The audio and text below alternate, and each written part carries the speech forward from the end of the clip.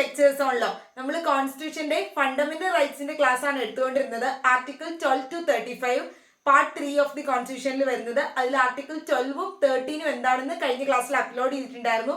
കോൺസ്റ്റിറ്റ്യൂഷന്റെ ബാക്കിയുള്ള ക്ലാസ്സസ് പ്രിയാമ്പിളിന്റെ ഒക്കെ അപ്ലോഡ് ചെയ്തിട്ടുള്ളത് കണ്ടു നോക്കിയിട്ടില്ലാത്തവരാണ്, ആദ്യമായിട്ടാണ് ചാനൽ കാണുന്നതെങ്കിൽ നിങ്ങൾക്ക് കോൺസ്റ്റിറ്റ്യൂഷന്റെ ക്ലാസ്സും കോൺട്രാക്ടിന്റെ IPCയുടെ ക്ലാസ്സും ഒക്കെ കണ്ടു നോക്കാവുന്നതാണ്. അപ്പൊ നമ്മൾ ബാക്കി നോക്കാണ്, ബാക്കി ഇമ്പോർട്ടന്റ് ആയിട്ടുള്ള ആർട്ടിക്കിൾസിലേക്ക് വരികയാണ്. അപ്പൊ ഫണ്ടമെന്റൽ റൈറ്റ്സ് എന്ന് പറയുന്നത് കോൺസ്റ്റിറ്റ്യൂഷന്റെ പാർട്ട് 3യിലാണ് ഈ ഫണ്ടമെന്റൽ റൈറ്റ്സ്, മൗലിക അവകാശങ്ങളെ പറ്റി പറയുന്നത്. 6 കാറ്റഗറീസ് ആയിട്ടാണ് ഈ ഫണ്ടമെന്റൽ റൈറ്റ്സ് പറയുന്നത്. 6 കാറ്റഗറീസ് ആയിട്ട്. 6 കാറ്റഗറീസ് ഏതൊക്കെയാന്ന് നമുക്ക് നോക്കാം. ആദ്യം കോൺസ്റ്റിറ്റ്യൂഷൻ എനാക്ട് ചെയ്ത് കൊണ്ടുവന്ന സമയത്ത് 7 കാറ്റഗറീസ് ഉണ്ടായിരുന്നു. ഫണ്ടമെന്റൽ റൈറ്റ്സ് എന്ന് പറയുന്ന 7 എണ്ണം ഉണ്ടായിരുന്നു. 7 കാറ്റഗറീസ് ആയിട്ട് ഉണ്ടായിരുന്നു, 7 ഗ്രൂപ്പായിട്ട് ഇങ്ങനെ പറഞ്ഞിട്ടുണ്ടായിരുന്നു. പക്ഷെ പിന്നീട് 1978 ഏത് വർഷം 1978 44ാമത്തെ കോൺസ്റ്റിറ്റ്യൂഷണൽ അമെന്റ്മെന്റ് ആക്ടിൽ, അതായത് 44ാമത് കോൺസ്റ്റിറ്റ്യൂഷൻ ഭേദഗതി വരുത്തിയ സമയത്ത്, അതാണ് 44th കോൺസ്റ്റിറ്റ്യൂഷണൽ അമെന്റ്മെന്റ്. നമ്മൾ കോൺസ്റ്റിറ്റ്യൂഷൻ എന്തെങ്കിലുമൊക്കെ ചേഞ്ചസ് വരുത്തണമെങ്കിൽ എന്ത് ചെയ്യും? അമെന്റ്മെന്റ് നടത്തും. അപ്പൊ അങ്ങനെ 44th കോൺസ്റ്റിറ്റ്യൂഷണൽ അമെന്റ്മെന്റ് ആക്ട് വഴിയായിട്ട്, അത് 1978 1978 അത് വഴിയായിട്ട് നമ്മുടെ ആർട്ടിക്കിൾ 31 എന്ന് പറയുന്ന ഒരു ഫണ്ടമെന്റൽ റൈറ്റ്, ഒരു മൗലിക അവകാശമായിരുന്നു ആർട്ടിക്കിൾ 31 എന്ന് പറയുന്നത്. 31 എന്തായിരുന്നു പറഞ്ഞിരുന്നത്? റൈറ്റ് ടു പ്രോപ്പർട്ടി, പ്രോപ്പർട്ടിക്കുള്ള റൈറ്റ്, അതായത് പ്രോപ്പർട്ടി ഡിപ്രൈവ് ചെയ്യുന്നതിന് എഗനിസ്റ്റ് ആയിട്ടുള്ള റൈറ്റ് ആയിരുന്നു പറഞ്ഞിരുന്നത്. റൈറ്റ് ടു പ്രോപ്പർട്ടി അത് റിമൂവ് ചെയ്ത് കളഞ്ഞു. എന്തായിട്ട്? ഈ ഫണ്ടമെന്റൽ റൈറ്റ് ആയിട്ട് കിടന്നിരുന്ന ആർട്ടിക്കിൾ 31 റൈറ്റ് ടു പ്രോപ്പർട്ടി എന്ന് പറയുന്നത് റിമൂവ് ചെയ്തു. ഫണ്ടമെന്റൽ റൈറ്റ്സിന്റെ ആ ഒരു പാർട്ടിൽ നിന്നും ആർട്ടിക്കിൾ 31 എടുത്തു കളഞ്ഞു. ഫണ്ടമെന്റൽ റൈറ്റ് അത് അല്ലാതെയാക്കി. എന്നിട്ട് പിന്നെ എന്ത് ചെയ്തു? ഇപ്പൊ അതെന്താ? ഇപ്പൊ അതില്ലേ? ഉണ്ട്, റൈറ്റ് ടു പ്രോപ്പർട്ടി ഉണ്ട്. പക്ഷെ അതിപ്പോ ഒരു ലീഗൽ റൈറ്റ് ആണ്. നമ്മുടെ കോൺസ്റ്റിറ്റ്യൂഷൻ അണ്ടറിൽ ഒരു ലീഗൽ റൈറ്റ്, അല്ലാതെ ഈ പാർട്ട് 3 ഫണ്ടമെന്റൽ റൈറ്റ്സിന്റെ കൂടെ ആർട്ടിക്കിൾ 31 ഉണ്ടായിരുന്ന റൈറ്റ് ടു പ്രോപ്പർട്ടി ഇപ്പൊ ഇല്ല. അതൊരു ലീഗൽ ആയിട്ടുള്ള റൈറ്റ് ആണ്. അത് ഏതിലാണ് ഇപ്പൊ പറയുന്നത്? പാർട്ട് 12ലാണ് പറയുന്നത്. പാർട്ട് 12 കോൺസ്റ്റിറ്റ്യൂഷന്റെ പാർട്ട് 12 ആർട്ടിക്കിൾ 300A എന്ന് പറയുന്ന ആർട്ടിക്കിൾ, ക്യാപിറ്റൽ ലെറ്റർ A ആണ്. ആർട്ടിക്കിൾ 300A 300A എന്ന് പറയുന്ന ആർട്ടിക്കിളിലാണ് ഈ ഒരു റൈറ്റ് ടു പ്രോപ്പർട്ടി ഇപ്പൊ ഒരു ലീഗൽ റൈറ്റ് ആയിട്ട് കിടക്കുന്നത്, കോൺസ്റ്റിറ്റ്യൂഷണൽ റൈറ്റ് അല്ല. അപ്പൊ അത് ഏത് അമെന്റ്മെന്റ് വഴിയാണ് അത് മാറ്റിയത്? കോൺസ്റ്റിറ്റ്യൂഷന്റെ 44ാമത് അമെന്റ്മെന്റ് ഏത് ഇയർ ആയിരുന്നു? 1978 ഉണ്ടായിരുന്നത്. ഇനി ഇപ്പൊ ഉള്ളത് എത്രയാ? ഇപ്പൊ 6 കാറ്റഗറീസ് ഉള്ളൂ. 7 ഒരെണ്ണം കളഞ്ഞു, അത് ലീഗൽ റൈറ്റ് ആയിട്ട് മാറ്റി പാർട്ട് 12ലേക്ക് കൊണ്ടുപോയി. അപ്പോൾ ബാക്കിയുള്ള 6 എണ്ണമാണ് പറയുന്നത്. അപ്പൊ 6 കാറ്റഗറീസ് ഏതൊക്കെയാ ഫണ്ടമെന്റൽ റൈറ്റ്സ് നമുക്ക് നോക്കാം. റൈറ്റ് ടു ഇക്വാലിറ്റി, തുല്യതയ്ക്കുള്ള അവകാശം, റൈറ്റ് ടു ഇക്വാലിറ്റി, സമത്വം. ആർട്ടിക്കിൾ 14 തൊട്ട് 18 വരെയാണ് അതിനെപ്പറ്റി പറയുന്നത്. ഇനി അടുത്ത റൈറ്റ് ടു ഫ്രീഡം, സ്വാതന്ത്ര്യം, റൈറ്റ് ടു ഫ്രീഡത്തെ സംബന്ധിച്ചുള്ളത് ആർട്ടിക്കിൾ 19 തൊട്ട് 22 വരെയുള്ള ആർട്ടിക്കിൾസിലാണ്. ഇനി അടുത്ത് റൈറ്റ് എഗനിസ്റ്റ് എക്സ്പ്ലോയിറ്റേഷനും, ചൂഷണം ചെയ്യുന്നതിന് എഗനിസ്റ്റ് ആയിട്ടുള്ള അവകാശം, അല്ലെങ്കിൽ നമുക്ക് അതിന് എഗനിസ്റ്റ് ആയിട്ടുള്ള എതിരായിട്ടുള്ള നമുക്കൊരു റൈറ്റ് ഉണ്ട്. അപ്പൊ അത് അങ്ങനെ ചെയ്യപ്പെടാതിരിക്കാനായിട്ടുള്ള ഒരു റൈറ്റ്. അപ്പോൾ ആർട്ടിക്കിൾ 23ലും 24ലും പറയുന്നത്. ഇനി എഡ്യൂക്കേഷണൽ ആയിട്ടുള്ളയും കൾച്ചറൽ ആയിട്ടുള്ളയും റൈറ്റ്സ്, അത് ആർട്ടിക്കിൾ 20ലും 30ലും പറയുന്നത്. അടുത്തത് right to constitutional remedies, remedy means പരിഹാരം. അപ്പൊ കോൺസ്റ്റിറ്റ്യൂഷനിൽ പരിഹാരങ്ങളായിട്ടുള്ള അവകാശങ്ങൾ എന്തൊക്കെയാണ്? അതായത് നമുക്ക് ഇപ്പൊ കുറെ ഫണ്ടമെന്റൽ റൈറ്റ്സ് വന്നിട്ടുണ്ട്. ഇതിൽ ഏതെങ്കിലും വയലേറ്റ് ആവുക, അതായത് ഏതെങ്കിലും മറ്റൊരാളുടെ പ്രവൃത്തി വഴി ലംഘിക്കപ്പെടുകയാണ് എങ്കിൽ നമുക്ക് എന്ത് ചെയ്യാൻ പറ്റും? കേസ് കൊടുത്ത് അത് എൻഫോഴ്സ് ചെയ്തെടുക്കാൻ പറ്റും, റിട്ട് കൊടുക്കാനായിട്ട് സാധിക്കും, ഹർജി കൊടുക്കാനായിട്ട്.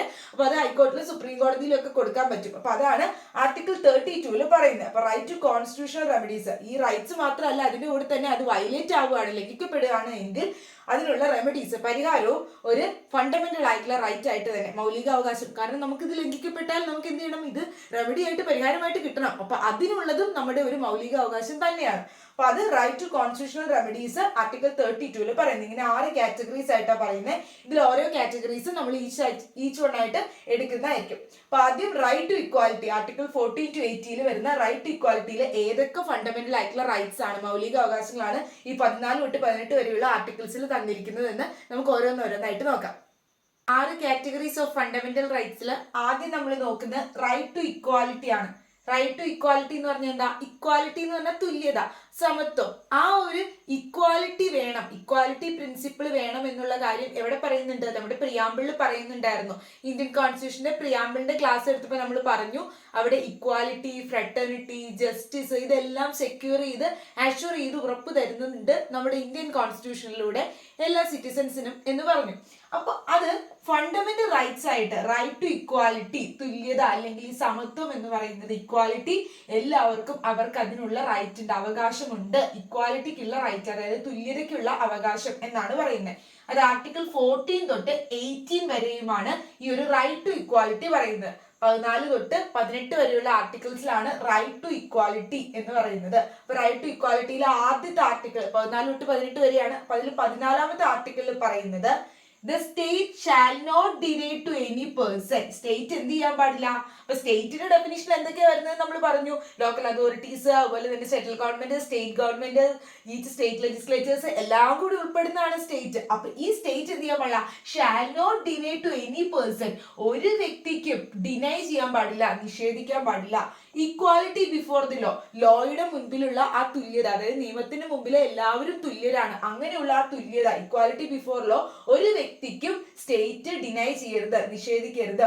Or the equal protection of laws within the territory of India, ഇന്ത്യയുടെ ടെറിട്ടറിയിലുള്ള, അതായത് ഇന്ത്യയുടെ പരിധിയിലുള്ള നിയമങ്ങളിൽ, എല്ലാ നിയമങ്ങളിലും ഈക്വൽ ആയിട്ടുള്ള പ്രൊട്ടക്ഷൻ, തുല്യത അല്ലെങ്കിൽ സമത്വം എല്ലാവർക്കും പ്രൊവൈഡ് ചെയ്തിരിക്കണം എന്നാണ് പറയുന്നത്. അപ്പൊ രണ്ട് കാര്യങ്ങൾ അവിടെ പറഞ്ഞു. ഒന്നെന്താ?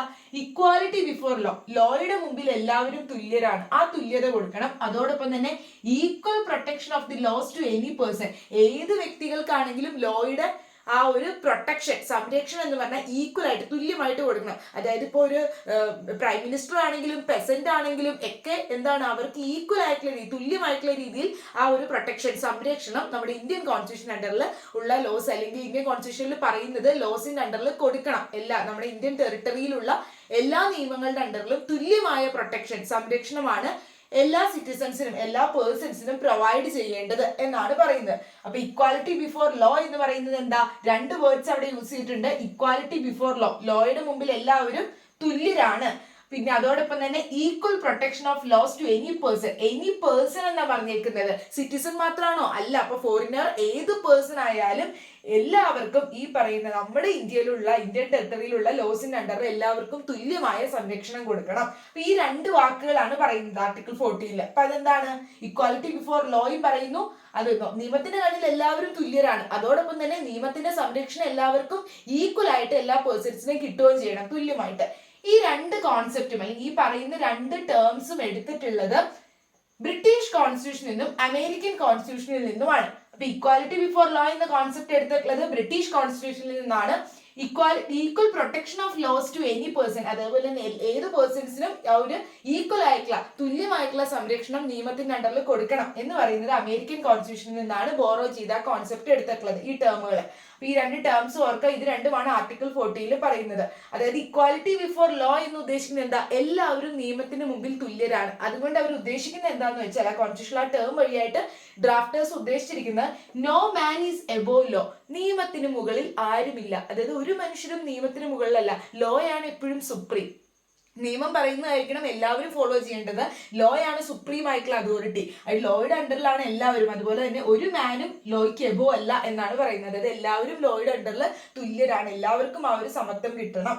ഇനി അടുത്തത് ഈക്വൽ ഷുഡ് ബി ട്രീറ്റഡ്. അടുത്ത സെന്റൻസ് ആണ് equal protection of laws to any person. ഏത് വ്യക്തികൾക്കും അല്ലെങ്കിൽ എല്ലാ പേഴ്സൺസിനും അവിടെ എന്ത് ചെയ്തിരിക്കണം? ഈക്വൽ ആയിട്ടുള്ള പ്രൊട്ടക്ഷൻ, തുല്യമായ സംരക്ഷണം നിയമത്തിന്റെ അണ്ടറിൽ കിട്ടിയിരിക്കണം. ഇന്ത്യൻ ടെറിട്ടറിയിലുള്ള നിയമങ്ങളുടെ അണ്ടറിൽ എല്ലാ പേഴ്സൺസിനും തുല്യമായ സംരക്ഷണം കിട്ടണം എന്നുകൊണ്ട് ഉദ്ദേശിക്കുന്നത് എന്താണെന്ന് വെച്ചാൽ equal should be treated alike, തുല്യരായിട്ടുള്ള. ഈ രണ്ടാമത്തെ ടേം കൊണ്ട് ഉദ്ദേശിക്കുന്നത് equal should be treated alike. Alike എന്ന് പറഞ്ഞാൽ ഒരുപോലെ. അപ്പൊ ഈക്വൽസ്, തുല്യരായിട്ടുള്ളവരെ ഒരുപോലെ ട്രീറ്റ് ചെയ്യണം. അതുപോലെ തന്നെ equals and unequal should not be treated alike. ഇപ്പൊ ഈക്വൽ അല്ല, ഈക്വൽ ആയിട്ടുള്ളവരെയും തുല്യരായിട്ടുള്ളവരെയും തുല്യരല്ലാത്തവരെയും ഒരേ രീതിയിൽ ട്രീറ്റ് ചെയ്യരുത്, ഇത്ര ഉദ്ദേശിക്കുന്നുള്ളൂ. അതായത് ഒരേ ഗ്രൂപ്പ് ഓഫ് പേഴ്സൺസ് ഇല്ലേ, ഒരേ ക്ലാസസ് ഓഫ് പേഴ്സൺസ്, ഒരേ ക്ലാസ്സസിൽ വരുന്ന പേഴ്സൺസ്, ആ ക്ലാസ്സസിൽ വരുന്ന പേഴ്സൺസിനെല്ലാം ഒരേ രീതിയിൽ ട്രീറ്റ് ചെയ്യണം. ഇനിയിപ്പോൾ പല കാറ്റഗറിയിൽ വരുന്ന പേഴ്സൺസ് ആണെന്ന് വിചാരിച്ചോ, അപ്പോൾ അതായത് ഇപ്പോൾ മൈനോറിറ്റി കാറ്റഗറിയിൽ വരുന്നവരും അതല്ലാത്ത കാറ്റഗറിയിൽ വരുന്ന പേഴ്സൺസും ഒക്കെ ഉണ്ട് എങ്കിൽ അവരെ എന്ത് ചെയ്യരുത്?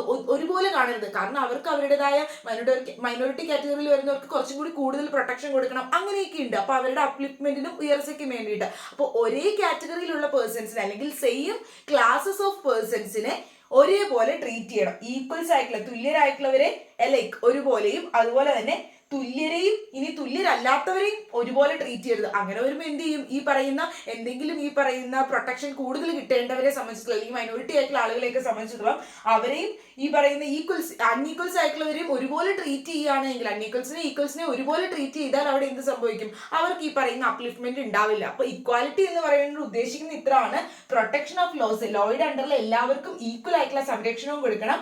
ലോയുടെ മുമ്പിൽ എല്ലാവരും ഈക്വൽ ആണ്, തുല്യരുമാണെന്നാണ് പറയുന്നത്. സോ ഒരാളും ലോയ്ക്ക് എബോ അല്ല. അതോടൊപ്പം തന്നെ ലോയുടെ മുമ്പിൽ എല്ലാവരെയും തുല്യരായിട്ടുള്ളവരെ ഒരേ രീതിയിലും ഇനി തുല്യരെയും അതുല്യരായിട്ടുള്ളവരെയും അങ്ങനെ രണ്ടായിട്ടുള്ള ആളുകളെയും ഒരുപോലെ ട്രീറ്റ് ചെയ്യരുത്. അവരെ സെപ്പറേറ്റ് ആയിട്ടായിരിക്കണം ട്രീറ്റ് ചെയ്യേണ്ടത്. അപ്പൊ ഇതാണ് ആർട്ടിക്കിൾ 40 പറയുന്നത്. എല്ലാവർക്കും തുല്യതയ്ക്കുള്ള അവകാശമുണ്ട്. അതാണ് റൈറ്റ് ടു ഈക്വാലിറ്റി. ആർട്ടിക്കിൾ 40 പറയുന്നത് ലോയുടെ മുമ്പിൽ എല്ലാവരും ഈക്വൽ ആണ്. അതോടൊപ്പം തന്നെ നിയമത്തിന്റെ സംരക്ഷണം എല്ലാവർക്കും ഒരു വേർതിരിവുമില്ലാതെ എല്ലാ പേഴ്സൺസിനും നിയമത്തിന്റെ സംരക്ഷണം കിട്ടിയിരിക്കണം. ഇതാണ് പറയുന്നത് ആർട്ടിക്കിൾ 40. ഇനി ആർട്ടിക്കിൾ 15 നോക്കാം നമുക്ക്. ആർട്ടിക്കിൾ 15 ആണ്. ആർട്ടിക്കിൾ 15 റൈറ്റ് ടു ഇക്വാലിറ്റിയിൽ ആർട്ടിക്കിൾ 15 പറയുന്നത് എല്ലാ തരത്തിലുള്ള ഡിസ്ക്രിമിനേഷനും വേർതിരിവുകളും അവിടെ ഇല്ലാതാക്കണം, പ്രൊഹിബിറ്റ് ചെയ്യണം, നിരോധിക്കണം എന്നാണ് പറയുന്നത്. അതായത് റിലീജിയന്റെ പേരിലോ അല്ലെങ്കിൽ റേസിന്റെ പേരിലോ കാസ്റ്റിന്റെ പേരിലോ അല്ലെങ്കിൽ സെക്സിന്റെ പേരിലോ അല്ലെങ്കിൽ പ്ലേസ് ഓഫ് ബർത്ത് നമ്മൾ ജനിച്ച സ്ഥലത്തിന്റെ അടിസ്ഥാനത്തിലോ ലാംഗ്വേജിന്റെ അടിസ്ഥാനത്തിലോ ഒക്കെ ഉള്ള ആ ഒരു ഈ പറയുന്ന ഗ്രൗണ്ടുകളുടെ അടിസ്ഥാനത്തിൽ സിറ്റിസൺസിനെ ഒരിക്കലും ഡിസ്ക്രിമിനേറ്റ് ചെയ്യരുത്, വേർതിരിക്കരുത്. അങ്ങനെയുള്ള ഡിസ്ക്രിമിനേഷൻസ് പ്രൊഹിബിറ്റ് ചെയ്യണം, നിരോധിക്കണം എന്നാണ് ആർട്ടിക്കിൾ 15 പറയുന്നത്. ആർട്ടിക്കിൾ 15 പറയുന്നത് എന്താ, prohibit the state from discriminating. സ്റ്റേറ്റിനെ പ്രൊഹിബിറ്റ് ചെയ്തേക്കാണ് എന്ത്, ഇങ്ങനെ ഡിസ്ക്രിമിനേറ്റ് ചെയ്യരുത് എന്നും പറഞ്ഞ് സ്റ്റേറ്റിനോട് പറഞ്ഞിരിക്കുകയാണ്. The citizens on the ground only of the religion, അതായത് റിലീജിയന്റെ പേരിലോ അല്ലെങ്കിൽ റേസിന്റെ പേരിലോ കാസ്റ്റിന്റെ പേരിലോ സെക്സിന്റെയോ അല്ലെങ്കിൽ അവിടെ ജനിച്ച സ്ഥലത്തിന്റെ പേരിലോ അല്ലെങ്കിൽ എനി ഓഫ് ദ ലാംഗ്വേജിന്റെ പേരിലോ ഒന്നും എന്ത് ചെയ്യരുത്, സിറ്റിസൺസിനെ ഡിസ്ക്രിമിനേറ്റ് ചെയ്യരുത്. അത് പ്രൊഹിബിറ്റ് ചെയ്യണം, നിരോധിക്കണം എന്നാണ് ആർട്ടിക്കിൾ 50 പറഞ്ഞിട്ടുള്ളത്. ഇങ്ങനെ പറയുമ്പോഴും ആർട്ടിക്കിൾ 50 ഇങ്ങനെ പറയുമ്പോഴും അവിടെ എക്സെപ്ഷൻസ് ഒക്കെ ഉണ്ട്. കാരണം സ്ത്രീകൾക്കും അതുപോലെ തന്നെ വുമണ്ണും ചിൽഡ്രനും അതുപോലെ തന്നെ ബാക്ക്വേർഡ് ആയിട്ടുള്ള ക്ലാസ്സിലുള്ള ആളുകൾക്കും അവരുടെയൊക്കെ അപ്ലിഫ്റ്റ്മെന്റിന് വേണ്ടിയിട്ട്, അതായത് അവരുടെ ഉയർച്ചയ്ക്കും അവരുടെ അഡ്വാൻസ്മെന്റിനൊക്കെ വേണ്ടിയിട്ട് ലെജിസ്ലേഷൻസ് ഒക്കെ ഉണ്ടാക്കാനായിട്ട് സ്റ്റേറ്റിന് പറ്റും. അത് ഇതിന് എക്സെപ്ഷൻ ആയിട്ട് പറയുന്നത് ആ പെർട്ടിക്കുലർ ആളുകൾക്ക് വേണ്ടിയിട്ട് അല്ലെങ്കിൽ അവരുടെ അഡ്വാൻസ്മെന്റിനും അവരുടെ ഉയർച്ചയ്ക്ക് വേണ്ടിയിട്ടാണ് ഈ പറയുന്ന നിയമങ്ങളൊക്കെ ഉണ്ടാക്കുന്നത്. അപ്പൊ അവിടെ ഡിസ്ക്രിമിനേഷൻ ആയിട്ടല്ല കണക്കാക്കുന്നത്, അതൊരു എക്സെപ്ഷൻ ആയിട്ട് പറയുന്നുണ്ട്. ഈ ആർട്ടിക്കിൾ 15 ക്ലോസ് 3 ക്ലോസ് 4 ഒക്കെ 15 ക്ലോസ് 3 15 ക്ലോസ് 4 ഒക്കെ പറയുന്നുണ്ട് വുമണ്ണും ചിൽഡ്രനും ആയിട്ട് നിയമങ്ങൾ ഉണ്ടാക്കാം. അതോടൊപ്പം തന്നെ ബാക്ക്വേർഡ് ക്ലാസസിന്റെ അഡ്വാൻസ്മെന്റിന് വേണ്ടിയിട്ട് അവരുടെ ഉയർച്ചയ്ക്കൊക്കെ വേണ്ടിയിട്ട് ഉണ്ടാക്കാമെന്ന്. അപ്പൊ അതൊരു ഡിസ്ക്രിമിനേറ്റിംഗ് ആയിട്ടല്ല, അത് ആ ഒരു കാറ്റഗറിയുടെ അഡ്വാൻസ്മെന്റിന് വേണ്ടിയിട്ടും അവരുടെ അപ്ലിഫ്റ്റ്മെന്റിന് വേണ്ടിയിട്ടുമാണ് പറയുന്നത്. നിങ്ങൾ ജസ്റ്റ് 15 എന്താണെന്ന് ഓർത്തിരുന്നാൽ മതി entrance point of view. Article 16 പറയുന്നത് റൈറ്റ് ടു ഇക്വാലിറ്റിയിലെ ആർട്ടിക്കിൾ 60 പറയുന്നത് ഇങ്ങനെയാണ്. 16 equality of opportunity in public employment. Equality of opportunity in public employment, അതായത് പബ്ലിക് എംപ്ലോയ്മെന്റിലേക്ക് ഒരു ഗവൺമെന്റ് ജോലിയിലേക്ക് അല്ലെങ്കിൽ ഒരു ഗവൺമെന്റ് സർവന്റ് ആയിട്ട് നമുക്ക് കയറണമെങ്കിൽ പബ്ലിക് എംപ്ലോയ്മെന്റിലേക്ക് കയറുമ്പോൾ എല്ലാവർക്കും ഈക്വൽ ആയിട്ടുള്ള ഓപ്പർച്യൂണിറ്റി, തുല്യമായിട്ടുള്ള അവിടെ ഒരു തുല്യത വേണം. എങ്ങനെ, പബ്ലിക് എംപ്ലോയ്മെന്റിലേക്ക് എല്ലാവർക്കും ഒരു ഓപ്പർച്യൂണിറ്റി, അവസരം കിട്ടാനായിട്ട് എല്ലാവർക്കും തുല്യത കൊടുക്കണം എന്നാണ് പറയുന്നത്. അതായത് പിന്നെ ആളുകൾക്ക് മാത്രമേ എക്സാം എഴുതാൻ പറ്റുള്ളൂ അങ്ങനെയൊന്നും പറയാൻ പറ്റില്ല. അപ്പൊ ഒരു പബ്ലിക് എംപ്ലോയ്മെന്റിലേക്ക് അല്ലെങ്കിൽ ഒരു ഗവൺമെന്റ് സർവന്റ് ആവാനായിട്ട് എല്ലാവർക്കും ഈക്വൽ ആയിട്ടുള്ള ഓപ്പർച്യൂണിറ്റി, തുല്യത കൊടുക്കണം, ഇക്വാലിറ്റി ഉണ്ടാവണം, ആ ഒരു അവസരങ്ങൾ കൊടുക്കണം എന്നാണ് ആർട്ടിക്കിൾ 60 പറയുന്നത്.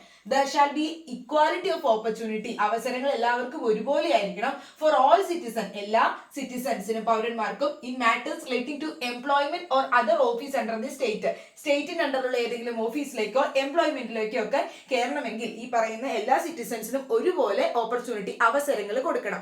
ഇങ്ങനെ പറയുമ്പോഴും ഇവിടെയും എക്സെപ്ഷൻസ് ഉണ്ട്. ചില സിറ്റുവേഷൻസിൽ, അതായത് ഇപ്പൊ നമ്മളിപ്പോ ഒരു പെർട്ടിക്കുലർ ആയിട്ടുള്ള കാസ്റ്റിലുള്ളവർക്ക്, ബാക്ക്വേർഡ് ആയിട്ടുള്ള കാറ്റഗറിയിലുള്ളവർക്ക് അല്ലെങ്കിൽ നമ്മളിപ്പോ സ്പെസിഫിക്കലി ഇന്ന കാറ്റഗറിയിലുള്ളവർക്ക് മാത്രം റിസർവേഷൻ ഉണ്ട്, അല്ലെങ്കിൽ ഇവിടുത്തെ റെസിഡൻസ് ആയിട്ടുള്ളവർക്ക്. ഓക്കെ, നമ്മളിപ്പോ ഈ എൻട്രൻസ് എഴുതുമ്പോഴാണെങ്കിലും കേരളത്തിലുള്ളവർക്കാണെങ്കിൽ അവർക്ക് എന്തുണ്ട്, ഫീസ് കൺസെഷനും റിസർവേഷനും ഒക്കെ ബാധകമാവും. അപ്പൊ അങ്ങനെ റെസിഡൻസ് ആയിട്ടുള്ളവർക്ക് കുറച്ചും കൂടി ഇമ്പോർട്ടൻസ് ഉണ്ടെന്ന് പറയുന്നത്, അപ്പൊ ആ ഒരു റിസർവേഷൻ ഉണ്ടെന്നൊക്കെ പറയുന്നത് അതൊരിക്കലും ഈ പറയുന്ന എംപ്ലോയ്മെന്റിൽ അവർക്ക് ഓപ്പർച്യൂണിറ്റി മറ്റുള്ളവർക്ക് കൊടുത്തില്ല എന്നാവില്ല. എല്ലാവരെയും പരീക്ഷ എഴുതാൻ അനുവദിക്കണം, അല്ലെങ്കിൽ എല്ലാവരെയും ഈ പറയുന്ന ജോലിക്ക് അവർക്കും അവസരങ്ങൾ കൊടുക്കണം. പക്ഷെ അതിലിപ്പോ ഒരു പെർട്ടിക്കുലർ ആയിട്ടുള്ള ആളുകൾക്ക്, കാറ്റഗറിയിലുള്ളവർക്ക് റിസർവേഷൻസ് പ്രൊവൈഡ് ചെയ്തു എന്ന് പറഞ്ഞുകൊണ്ട് അതൊരിക്കലും ഇൻഇക്വാലിറ്റി ആയിട്ട് മാറില്ല എന്നാണ് പറയുന്നത്. അവിടെയും എക്സെപ്ഷൻ ആയിട്ട് പറയുന്ന. പിന്നെ അതോടെ തന്നെ ഏതെങ്കിലും ഒരു ഗവൺമെന്റ് സെർവന്റ് ആയിട്ട് പബ്ലിക് എംപ്ലോയ്മെന്റിലേക്ക് ജോലിക്ക് കയറാൻ വേണ്ടിയിട്ട് നമുക്കൊരു ഫിസിക്കൽ സർട്ടിഫിക്കറ്റ് അല്ലെങ്കിൽ മെന്റൽ എബിലിറ്റി വേണം, അതുപോലെ തന്നെ ടെക്നിക്കൽ ആയിട്ടുള്ള നോളജ് വേണം എന്നൊക്കെ പറഞ്ഞ് സെലക്ഷൻ പ്രൊസീജിയേഴ്സ് ഇല്ലേ, ആ ഒരു ടെസ്റ്റുകൾ അല്ലെങ്കിൽ ക്വാളിഫിക്കേഷൻ ക്രൈറ്റീരിയാസ്, അതൊന്നും പറയുന്നതിന് അവിടെ ഒരു തടസ്സവും പറയുന്നില്ല. അതിനൊന്നും സ്റ്റേറ്റിനെ പ്രിവെന്റ് ചെയ്തിട്ടുമില്ല, തടഞ്ഞിട്ടുമില്ല. അതൊക്കെ പറയാനായിട്ട് സാധിക്കും. സെലക്ഷൻ ടെസ്റ്റും കാര്യങ്ങളും ഒക്കെ നടത്താൻ പറ്റും. പക്ഷെ അതൊന്നും ആർബിട്രറി ആവരുത്. ആർബിട്രറി ആവരുതെന്ന് പറഞ്ഞാൽ എന്താ, ഒരു വിഭാഗത്തിനോട് മാത്രം ബയാസ്ഡ് ആയിട്ട് അല്ലെങ്കിൽ എന്തെങ്കിലും പാർഷ്യാലിറ്റി രീതിയിലൊന്നും ആവരുത്. എല്ലാവർക്കും ഒരുപോലെ അവസരങ്ങൾ കൊടുത്തിരിക്കണം. അവിടെ തുല്യത വേണം. നിങ്ങൾ ഇത്രയും ഓർത്താൽ മതി. ആർട്ടിക്കിൾ 16 പറയുന്നത് പബ്ലിക് എംപ്ലോയ്മെന്റില് ഓപ്പർച്യൂണിറ്റി എല്ലാവർക്കും ഈക്വൽ ആയിട്ട്, അവസരങ്ങൾ എല്ലാവർക്കും തുല്യമായിട്ട് കിട്ടണം. അപ്പൊ അതിലുള്ള ഓപ്പർച്യൂണിറ്റിയിൽ വരുന്ന പബ്ലിക് എംപ്ലോയ്മെന്റിലെ അവസരങ്ങളിലുള്ള തുല്യതയാണ് ആർട്ടിക്കിൾ 60 പറയുന്നത്. ആർട്ടിക്കിൾ 70 പറയുന്നത് അബോളിഷൻ ഓഫ് അൺടച്ചബിലിറ്റി, തൊട്ടുകൂടായ്മ അബോളിഷൻ ചെയ്യണം, ഇല്ലാതാക്കണം. അത് നമുക്ക് പ്രാക്ടീസ് ചെയ്യാൻ സാധിക്കില്ല. അതാണ് ആർട്ടിക്കിൾ 70 പറയുന്നത്. ഏതെങ്കിലും തരത്തിൽ അൺടച്ചബിലിറ്റി, തൊട്ടുകൂടായ്മയൊക്കെ പ്രാക്ടീസ് ചെയ്യുന്നുണ്ട് എങ്കിൽ അതൊരു പണിഷബിൾ ആയിട്ടുള്ള ഒഫൻസ് ആണ്. അത് ലോ ഫോർബിഡൻ ചെയ്തേക്കാണ്. ഫോർബിഡൻ ചെയ്തേക്കെന്ന് പറഞ്ഞാൽ ചെയ്യാൻ പാടില്ല എന്ന് പറഞ്ഞാൽ നിഷേധിച്ചിരിക്കുകയാണ്. നമ്മുടെ protection of civil rights act എന്ന നിയമത്തിന്റെ അണ്ടറിൽ അൺടച്ചബിലിറ്റി ഒക്കെ ഏതെങ്കിലും തരത്തിൽ പ്രാക്ടീസ് ചെയ്യുകയാണെങ്കിൽ അതൊരു പണിഷബിൾ ഒഫൻസ് ആണ്. അപ്പൊ അബോളിഷൻ ഓഫ് അൺടച്ചബിലിറ്റി ആണ് ആർട്ടിക്കിൾ 70 പറയുന്നത്. ഇനി ആർട്ടിക്കിൾ 80 പറയുന്ന അബോളിഷൻ ഓഫ് ടൈറ്റിൽസ്. സ്റ്റേറ്റ് ഒരു വ്യക്തികൾക്കും ഒരു പേഴ്സൺസിനും ഒരു പ്രത്യേകമായിട്ടുള്ള ടൈറ്റിൽസ് ഒന്നും കൺഫർ ചെയ്ത് കൊടുക്കാനായി പറ്റില്ല. പക്ഷെ ആ ടൈറ്റിൽ ഉദ്ദേശിക്കുന്നതെന്ന് പറയുന്നത് നമ്മളിപ്പോൾ അക്കാദമിക് ആയിട്ടുള്ള എന്തെങ്കിലും നേട്ടങ്ങൾ നേടി അപ്പൊ കിട്ടുന്ന ടൈറ്റിലോ അതായത് പത്മഭൂഷൺ അങ്ങനെയുള്ള കാര്യങ്ങൾ അതല്ല പറയുന്നത്. അല്ലെങ്കിൽ മിലിറ്ററി ആയിട്ടുള്ള ഏതെങ്കിലും അവാർഡ്സുകൾ കൊടുക്കുന്നു, അതല്ലാതെ ഒരു വ്യക്തിക്ക് സ്പെസിഫിക് ആയിട്ട് എന്തെങ്കിലും ഒരു ടൈറ്റിലുകളൊക്കെ കൊടുക്കുന്നത് അബോളിഷൻ ചെയ്യണം എന്നാണ് പറയുന്നത്. ആർട്ടിക്കിൾ 18 അതിനെക്കുറിച്ചും പറയുന്നത്. അപ്പൊ ആർട്ടിക്കിൾ 17, 18 അബോളിഷൻ ഓഫ് അൺടച്ചബിലിറ്റിയും അബോളിഷൻ ഓഫ് ടൈറ്റിൽസും ആണ്. ഇതൊക്കെ റൈറ്റ് ടു ഇക്വാലിറ്റിയിൽ വരുന്ന ഫണ്ടമെന്റൽ ആയിട്ടുള്ള റൈറ്റ്സ് ആണ്. അപ്പൊ ആർട്ടിക്കിൾ 14 തൊട്ട് 18 വരെയാണ് റൈറ്റ് ടു ഇക്വാലിറ്റി നമ്മൾ പറഞ്ഞത്. ആദ്യം പറഞ്ഞത് ഏതാണ്? റൈറ്റ് ടു ഇക്വാലിറ്റിയിൽ ആർട്ടിക്കിൾ 14 ആണ് ആദ്യം പറഞ്ഞത്. 14 എന്താ ഞാൻ പറഞ്ഞത്? ഇക്വാലിറ്റി ബിഫോർ ലോയും ഈക്വൽ പ്രൊട്ടക്ഷൻ ലോയുടെ അണ്ടറിൽ കൊടുക്കുകയും ചെയ്യണം. ഇനി അടുത്തത് പറഞ്ഞത് പ്രൊഹിബിഷൻ ഓഫ് ഡിസ്ക്രിമിനേഷൻ. സെക്സിന്റെയോ അതുപോലെ തന്നെ ലാംഗ്വേജിന്റെയോ അല്ലെങ്കിൽ പ്ലേസ് ഓഫ് ബർത്തിന്റെയോ കാസ്റ്റിന്റെയോ റേസിന്റെയോ ഒന്നും പേരിൽ ഡിസ്ക്രിമിനേഷൻ പാടില്ല, അത് പ്രൊഹിബിറ്റ് ചെയ്യണം. മൂന്നാമത് പറഞ്ഞത് ഏതായിരുന്നു? നമ്മൾ മൂന്നാമത് പറഞ്ഞിരുന്നത് അബോളിഷൻ ഓഫ് അൺടച്ചബിലിറ്റി. പിന്നീട് പറഞ്ഞത്